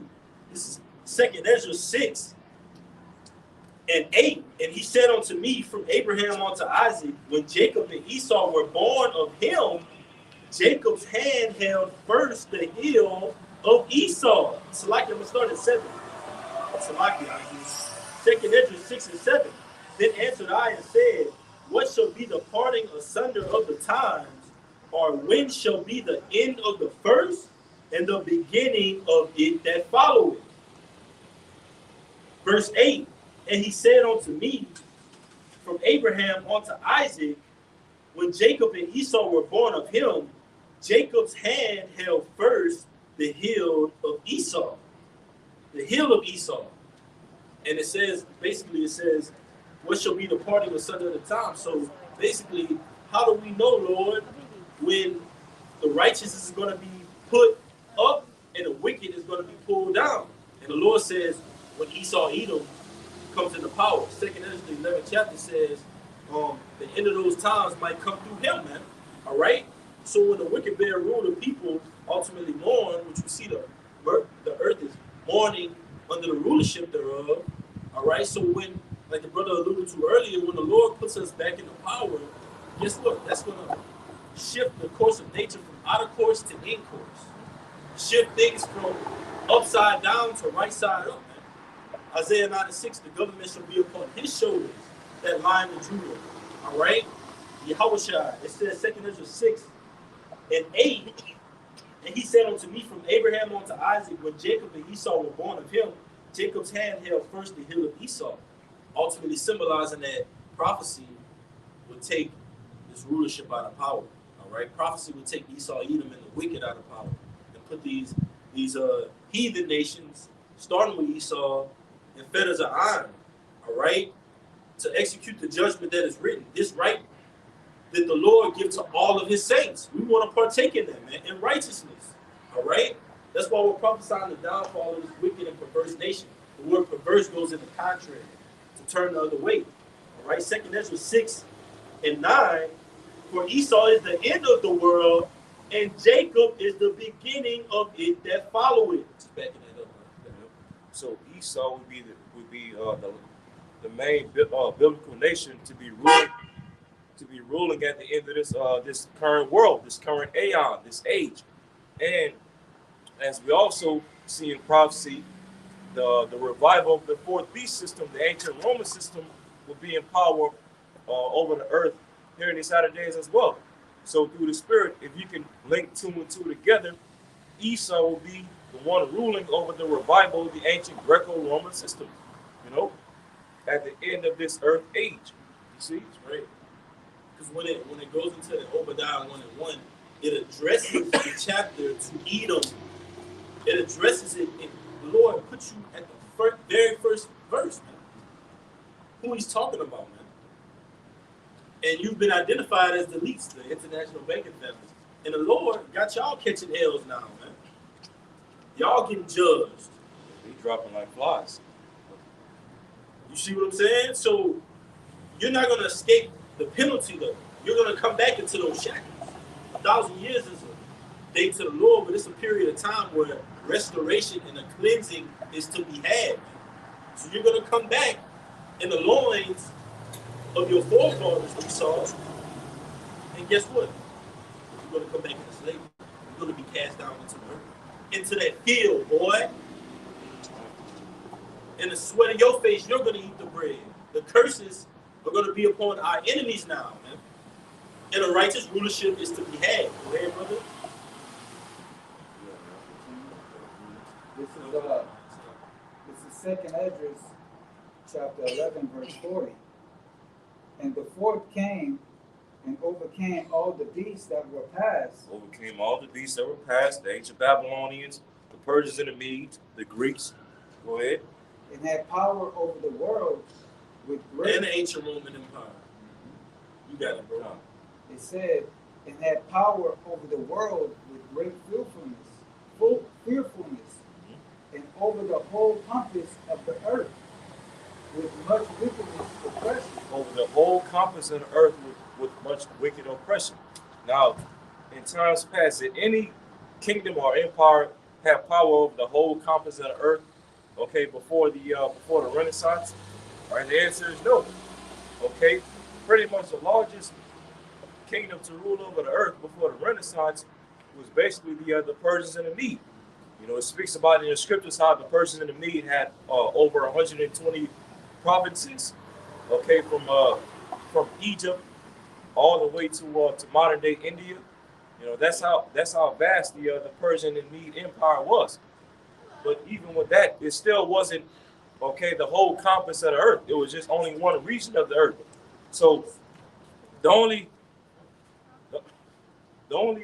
empire or kingdom to ever have power over the whole region of the earth is the United States.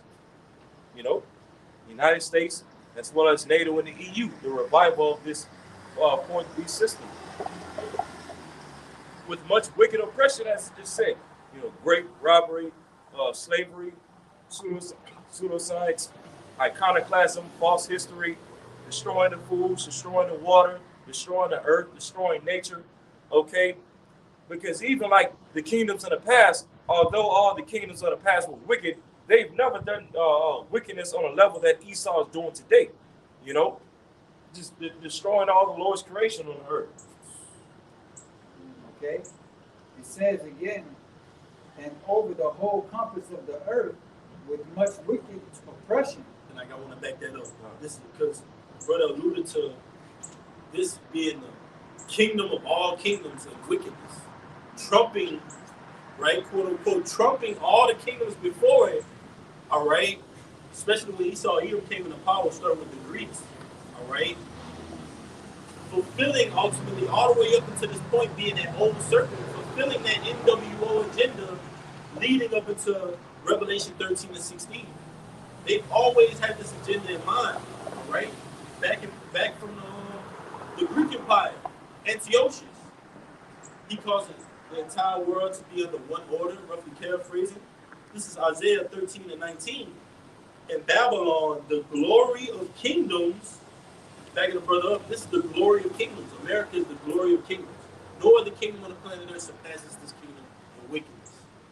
Point blank, period. It says, in Babylon, the glory of kingdoms, the beauty of the Chaldees' excellency shall be as when our power overthrew Sodom and Gomorrah.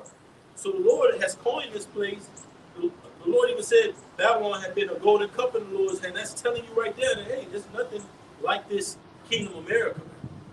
Nothing compares to her in whoredom. Nothing surpasses this place in abomination. And making all the other nations drunk, man. America's buying the shots at the bar, man. You got it, bro. It says, in so long time dwelt he upon the earth with the sea. Yeah, this man, ever since the Renaissance period, going back 600-700 years, give or take, this man has been running around the earth for centuries. Okay, for so long time, doing nothing, doing what? Spreading nothing but Satanism throughout the earth. Okay, spreading the ways of the serpent throughout the earth for so long time with much wicked oppression. Okay, forcing nations to literally bow to his ways via the sword. Okay, just going to the history of colonizing. Yep. Going to the history of Christopher Columbus and guys like John Calvin, you know. You got it. I was just backing you up, bro. You got it. Yeah. conquistadors. All right, going to the history of what the Spaniards. the Spaniards. Going to the history of what the French were doing during the time of Napoleon. Okay, going throughout the different nations, especially going throughout places like Africa, and oppressing the dark nations throughout Africa, the Hamites as well as Jake. The Lord says, he enlarged himself as hell. Mhm. So not only did, and the scriptures say, James the 7th chapter, more stout than his fellows. So he looks down on these other European nations. He looks down on the planet Earth. He sees himself as the big dog on the scene, man. And everybody else is the little pawns. But he's the pawn in the Lord's chessboard, man. All right? The Lord says the deceiver and the deceived are his. So who's really pulling the strings? Esau Edom is no more than a player on the board, man. He's just doing the left-handed will of the Lord. He's subtle. He's careful on the left-hand side. Like the brother brings out from time to time, his right hand is a right hand of falsehood, roughly paraphrased. Now, how do you have a right hand, but it's a falsehood? Meaning what? You come under that deception, that simplicity, but it's really evil, man. And it's going to lead up to him administering this Revelation 13 and 16. And that's ultimately going to be a manifestation of prophecies that the end shall be brought through him. Literally. He's trying to usher in his order, and he's going to be taken out of the way with that same order that he's ushering in. That's heavy. The Lord said, man, I should perceive nothing but dust and smoke. I should not lift up any instrument of war against his militaries, man. You know what type of power that is? That's the power that we're working for right now. We're working right now for our power, man. For our salvation. It's on the line. This is the month of the Passat, man. That crown of life is on the line, man. You got it, bro. You read earlier in Revelation 15 where it speaks about the elect getting the victory over the beast and its images and its charagma. And ultimately, this whole entire earth needs victory over this damn beast. Okay? Yes. Thanks. This is 2 Ezra chapter 11 and 41. For the earth has thou not judged the truth. Yeah, this man hasn't judged the earth according to the ways of Yahweh Shema Shai. All right? He's ruling over the earth against the laws of Yahweh Shema Shai. He's destroying the family structure. He's turning men into women, turning women into men. Okay, mixing and mingling with the seeds of the fruits and the vegetables. Okay, mixing and mingling the animals. Creating different species of animals. His court system is all unjust and corrupt. Everything that this man has set up in these latter days is against the truth of Yahweh Shema Shai. Yes. Everything that he promotes, everything that he signs off on is wickedness. Pure, deep, utter confusion. And that's all we're seeing, because the more days pass by, the more confusion we're seeing. The more weird, odd, contrary behavior we're seeing. Man. Perverse behavior is getting more and more up to the ceiling. And the scriptures say her sins have reached onto the heavens, and the Lord have remembered her sins. Man. So everything that's going on in America, the Lord is calculating it with the holy angels. Whether you believe it or not, that's okay. Whether we believe it or not, it's okay. Prophecy is still going to be fulfilled. That's why I said the crown of life is on the line, man. We're literally fighting for our salvation on and off the camera. The Passat is coming up, and that Passover mindset, we shall proceed. You got it, brother. All right, back in 2 Ezra 11 and 42, it says, for thou hast afflicted the meek, thou hast hurt the peaceable, thou hast loved liars, and destroyed the dwellings of them that brought forth fruit, and have cast down the walls of such as did thee no harm. Right. And a great example of how Esau has done the things that the brother just listed is what he did to the northern tribes, especially Gad, the so-called North American Indians. Gad, Esau came to the shores of what we know today as North America. Gad showed them how to live on the land. how to make beef jerky. Gad even showed Esau. Natural medicine, Yeah, natural medicine. the herbs. Because as a matter of fact, this issue brought that up.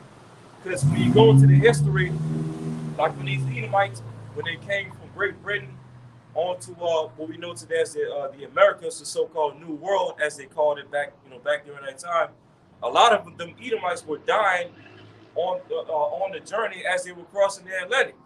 They were dying from what they call maritime sicknesses. You know, and the doctors and the physicians that Esau had on those ships, they weren't able to figure out, how they were catching them or how to cure them. But then eventually, when they got over here, Gad was the one who was healing them up. And like the brother said, using the natural herbs, okay, and the things that were on the the surface of what we know today as America. Gad was showing them how to get into the herbs and the fruits and the vegetables that were native to this side of the world and healing them up. Yes. I Man. got one right here. Okay, I got one after you. This is Psalm 55 and 21. It says, the words of his mouth were smoother than butter, but war was in his heart. The words were softer than oil, yet they draw swords. So, they came to Gad, in a so-called peaceable way with his smooth words. Okay, but what? War was in his heart. And what? He drew the sword, man. Smallpox. All right, killing off a lot of the buffaloes so that they would starve out a lot of the Indians. All right, the treaties that he made with Gad and then broke them, over 500 plus. Okay, so this devil, man, he's not only done it to our people, but he's done that to the world, man. All right, everybody, man, everybody that he's dealt with, man, everybody that he's, did a transaction with, man. All right. The Aborigines of Australia. That's another example to back you up. Yeah. And the East Indians, during the 1800s, during the days of Gandhi and stuff like that.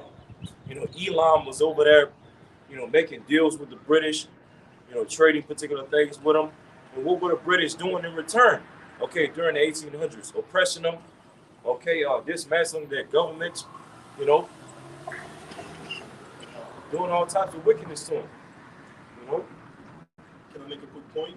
Because 2 Ezra 11 and 42 says, for thou hast afflicted the meek, thou hast hurt the peaceable, thou hast loved liars and destroyed the dwellings of them that brought forth fruit, and hast cast down the walls of such as did thee no harm. And Esau, Edom ultimately did that in turn to the nations. But now the shoe, look how the Lord is putting the shoe on the other foot in Obadiah. This is Obadiah 1 and 7. It says, all the men of thy confederacy have brought thee even to the border.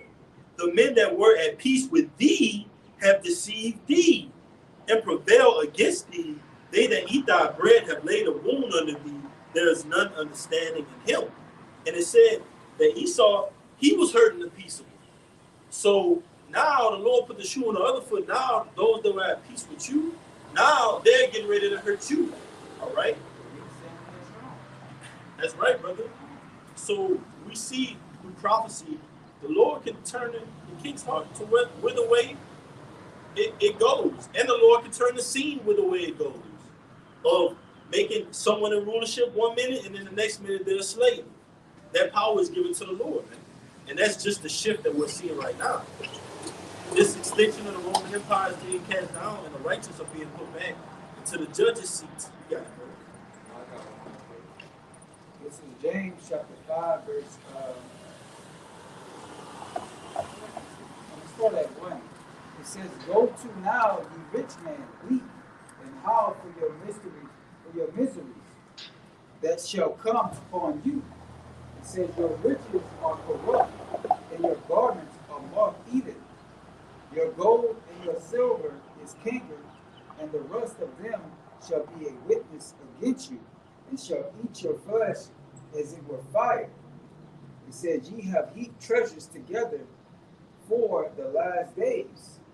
It says, behold, the hire of the laborers which have reaped down your fields, which is of you kept back by fraud, crieth, and the cries of them which have reaped are entered into the ears of the Lord, Sabaoth. All right, so you know your gold and your canker I mean the gold and your silver is cankered because what? You got blood money, man. All right, you got your money by blood, by death and destruction, man. All right, and that's the reason why you're gonna be taken by the same sword. He that liveth by the sword shall die by the sword. All right, so the same. So by the same token you giving, you're gonna get received, man. That's All right. right. And it's cankered, it's rusted, like the scriptures say. So as a rusted soul is his wickedness, and all the parasitic behavior you spread throughout the earth, Esau, you're gonna drink of that cup now. All right, it's gonna be turned onto you, and these nations are ultimately gonna turn their nuclear power and shoot their arrows over here, even your allies. So the Lord got something for you, man. All right, you too, Ate Brutus. Is that how you say it? You too, Brutus. All right, that experience is about to happen for you, Esau.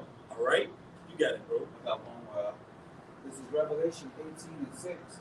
Reward her even as she rewarded you, and double unto her according to the works, and the cup that she hath filled to her double. That's right. Right. Hey, so the Lord in Revelation 18, as we all know, is speaking about the judgment against Babylon the Great, which is America. So the Lord, because of the wickedness of this place, the Lord is going to reward double to Babylon the Great. Okay, double in judgment. All right. Because our forefather Jeremiah, he referred to this place as Marathiam, which means what? Double rebellion. So guess what? This place is going to receive double judgment. You know, judgment by the nuclear missiles and judgment by the chariots of Yahushua and the angels. Okay, that's two different types of fire right there. That's a double judgment. Yes.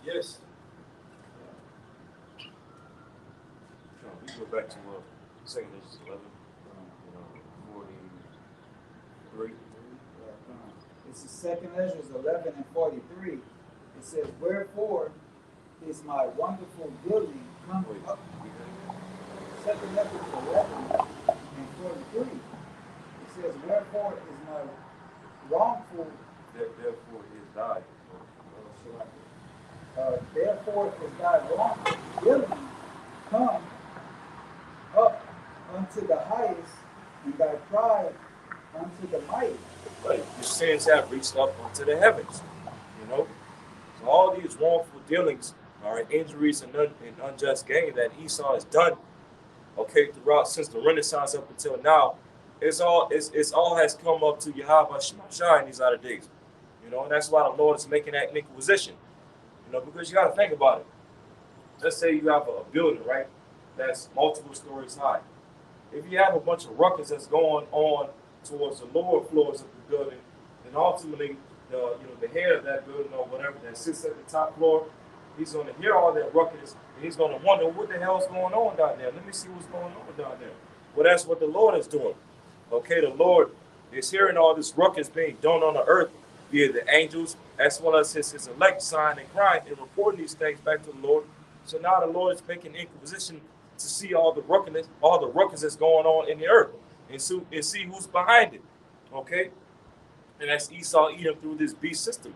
His sins have reached up unto the heavens. I got that. Revelation, did the brother read that? Revelation 18:5. I think you read verse 6. Okay. Revelation 18:5. For her sins have reached onto heaven. Verse 4, I start at 4. I start at 3. For all nations have drunk of the wine of her fornication, the wine of the wrath of her fornication. And the kings of the earth have committed fornications with her. And the merchants of the earth are waxed rich through the abundance of her delicacies.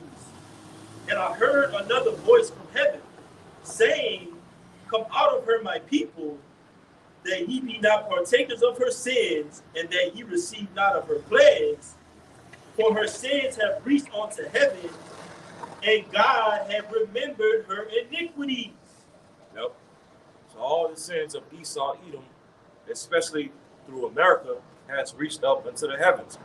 You know, like they have this expression in the world, had it up to here. Well, the Most High literally has had it up to here in the heavens with the wickedness of you Edomites, you devils. Okay?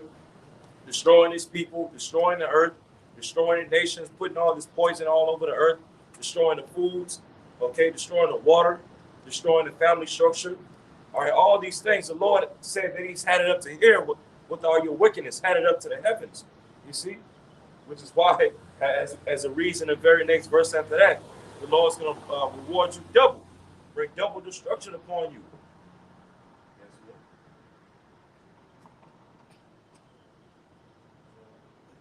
Lord. Verse 5 again, I read it. Revelation 18:5. For her sins have reached unto heaven, and our power have remembered her iniquities. Yep, so the Lord has to remember all your iniquities. You know, these Edomites, they always like to tell our people, oh, you know, forget about slavery, forget about the Trail of Tears, and forget about, you know, All Black Wall Street. Yeah. The Lord said he didn't forget. He remembers your iniquities, you know. He remembers all the stuff you've been doing ever since you came out of the caves, how you kicked millions of our people out of Europe and out of Russia to promote your Edomite supremacy and your iconoclasm. He remembers all the things that you've done to the so-called natives of North, Central, and South America via Christopher Columbus. He remembers all the things that you've done to Judah, Benjamin, and Levi, the so-called Negroid tribe. And so now, now the Lord is getting ready to judge you for all these things, you know? All right, this is second Ezra, chapter 11, verse 44. It says, the highest also have looked upon the proud times, and behold, they are ended, and his abominations are fulfilled.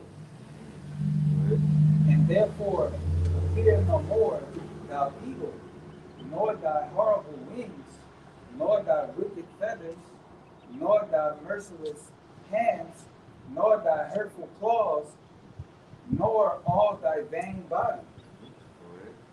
And all the, it says that all the earth. And real quick, and how is the Lord going to make this beast system, which is like it to evil, appear no more? By way of fire. You know, nuclear fire, as well as the fire from the chariots of Yahushua and the angels. You see? Go ahead.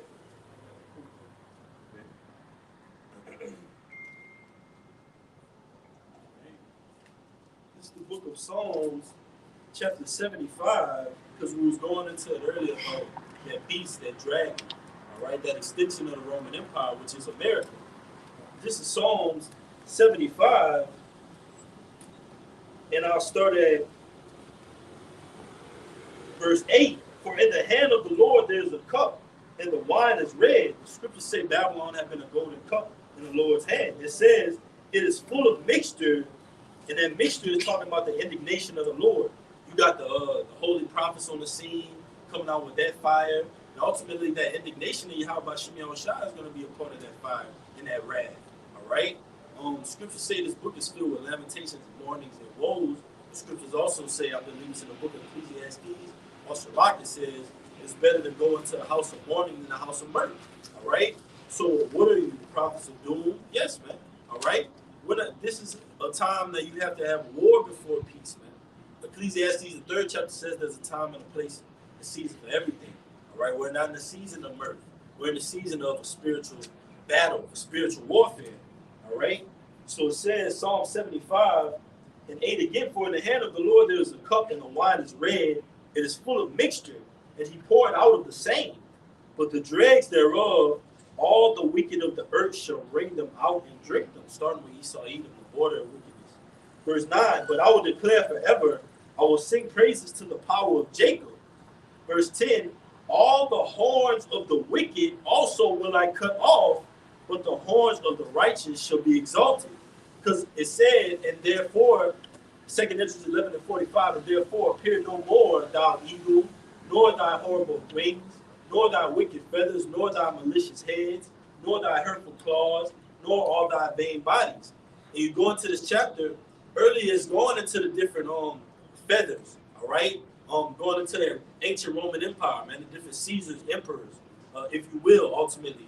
And that's likened on to America coming back and being that extension And the Lord is just saying that he's going to cut off these different rulers in the land, all right? These different kings of the earth, all right?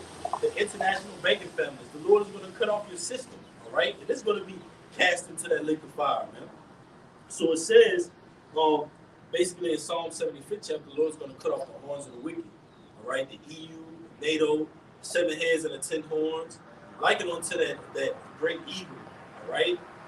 But the Lord is going to cut it off, man. But it starts with the word. You got it. I got one more scripture backing up the destruction. All right, I'm gonna just start at one. 2 Corinthians chapter 12, verse 1. And it came to pass while the lion spake these words unto the eagle. All right, I saw. All right, and the lion being Yahushua, it says, behold, the head that remaineth of the 4 wings appeared no more, and 2 went unto it, and set themselves unto the rain. Set themselves up to reign. Yeah, God. Set themselves up to reign, and their kingdom was small and filled of uproar. All right. That's going into Julius, and it's also speaking about the 4 kings. All right. And it says, and I saw, and behold, there appeared no one, no more, and the whole body of the eagle was burnt, so that the earth was in great fear. So that's going into the great eagle is America now. All right, Babylon being what burnt up with fire. All right, and as it continues to say, it's basically Daniel saying that he was terrified by the dream. And then awoke I out of trouble and transferred my mind into great fear and said unto my spirit, Lo, this thou hast done unto me, and that thou searchest out the ways of the highest. So basically, man, Yahushua, Yahushua is going to what? Destroy the evil, man. He's going to destroy America. Babylon is great. And when you look back on all the kingdoms of evil, all right, he always had the eagle as what? His mascot, his logo, his emblem. All right? So that's how we identify who Esau is, and that his what? His kingdom is going to be burnt up. It's going to be destroyed. All right? It's going to be wiped off. It's going to be wiped off the face of the earth. All right? That's it. You can read chapter 11, verse 4 to 6. All right? This is 2 Corinthians chapter 11, verse 46. And it says that all the earth may be refreshed and may return. Return what? Return back to its natural state, its life-producing state. After this system gets burnt down, as the brothers been going into throughout the lesson. Okay? It says, being returned and made return, being delivered from thy violence, and that she may hope for the judgment and the mercy of him that makes it. And that's what this earth is hoping for the sons of God to be made manifest on the earth again. You know, for the righteous rulers of the earth to be set back in their power. Okay, starting with the Son of God, which is Yahushua. You know, so that what? Once again, so that everything on the earth can go back to its natural order, its natural state, and be good once again, just as it was in the beginning, in Genesis, the first chapter. You know? So this is 2 Peter 3 and 13. Nevertheless, we, according to his promise, look for new heavens and a new earth wherein dwelleth righteousness. Right. A new heavens and a new earth. A new heavens representing what? A new government structure, a new governing body to rule over the earth. Okay? Salakia, a renewed governing body, shall I say, as that word new goes into. All right, so like you said, it says that all the earth may be refreshed. Yep. New heavens. So a renewed heavens, okay, a renewed governing body over the earth is going to lead to what? A renewed earth, a refreshed earth. You know, the earth being brought back to its natural, glorious state. Okay, yielding its strength once again. All right, and it's all going to take place when Esau, Edom, and his beast system gets taken down. Because once again, this system, Esau rules this system off of the vibration of the serpent, which is what? Death. You know, rebellion against Yahweh Shemal Shah, and against his order, and against his nature. You know.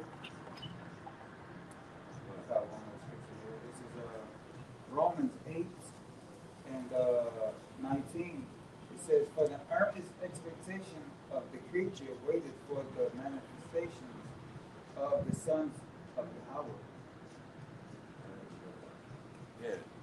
This earth is crying.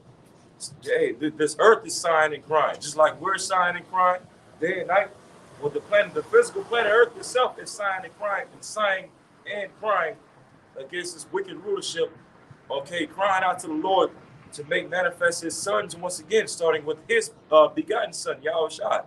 You know, for the righteous rulers, Alahayim, to be the rightful rulers and judges over the earth again. You know. Right. A little bit more. All right. It says, verse 21, it says, "Because the creature itself also shall be delivered from the bondage of corruption into the glorious liberty of the children of Yahweh." So the whole creature of the Lord, starting with the Israelites, His people, and as well creation as a whole. The Lord's creation, His people, and the planet Earth itself is waiting to be delivered out of the bondage of this corruption that rules over the earth. You know, because hey, like we stated earlier, according to Revelation 15, just as the elect need victory over the beast and its image and its charagma, the earth itself needs victory over this beast as well. You know, It tells you in Isaiah the 14th chapter, trees breaking forth into singing when the oppressor has ceased. Roughly paraphrasing. See the trees rejoice, man. It's gonna be one big breath of fresh air, man. We're gonna be able to breathe again. Literally, breathing could kill you in this society, man. That's how toxic it is. From the environment to the mindset, but that's another lesson you gotta go. For we know it that the whole creation groaneth and travaileth in pain together until now. That's right, and we can see that, man. All right, what Esau has, he has these zoos where people go to see wild animals that should be in the rainforest and the wild, man. Lions, leopards, all right, these different animals, all right, locked up in cages for other people's amusement, all right. So look on, man, all right. When they really should be in the wild enjoying themselves, man. All right. But that's the oppression of the wicked, man. Because when the wicked rule, all right, the people mourn, and also the world, all right, and the whole inhabitants, all right.